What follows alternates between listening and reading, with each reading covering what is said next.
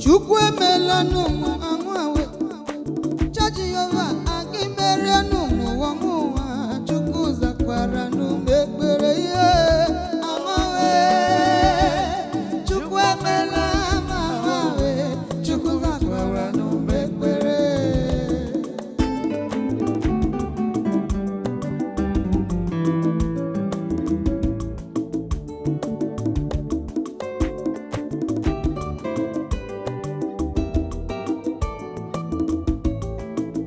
Jesus in nwoke dị mma ife mere dị mma narụ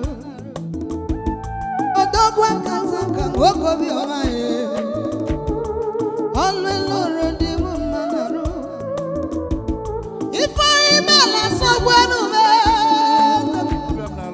ọlụ ịlụrụ atọgwenu me ife mere dị mma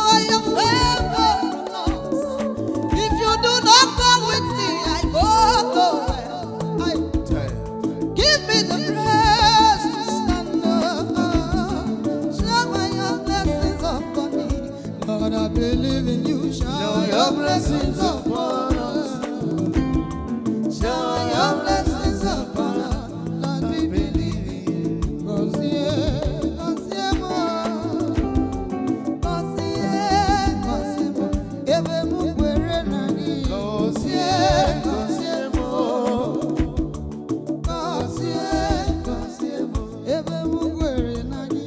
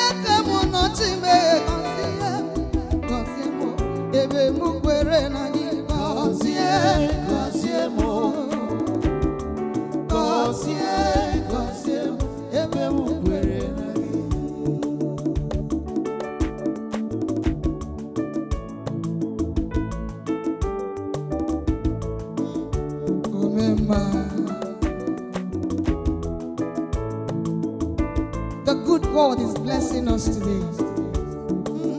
Oh,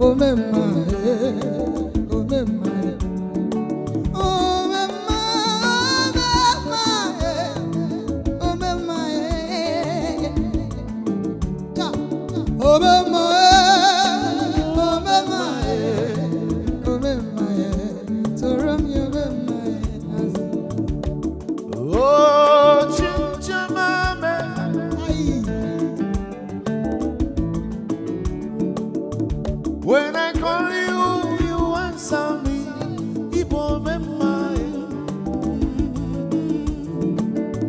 When I'm down, you lift me up.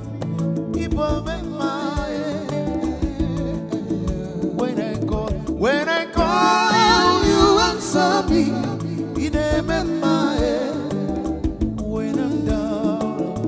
When I'm down, you lift me up. When I call you, you answer me.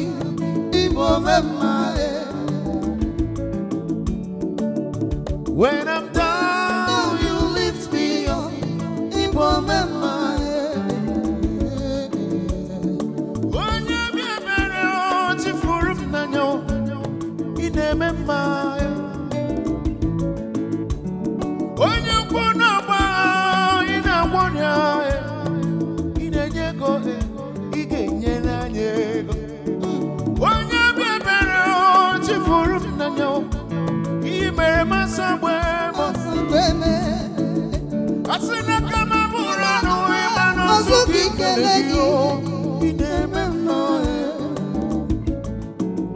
I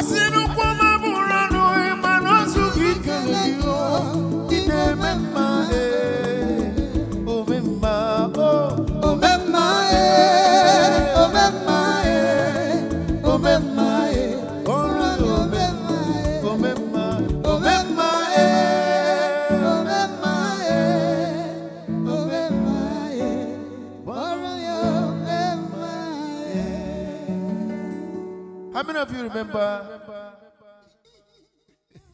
Sister Lillian, Sister Do It? Thank you for choosing MTN. Thank you for banking with us. We hope to see you next time. God bless you.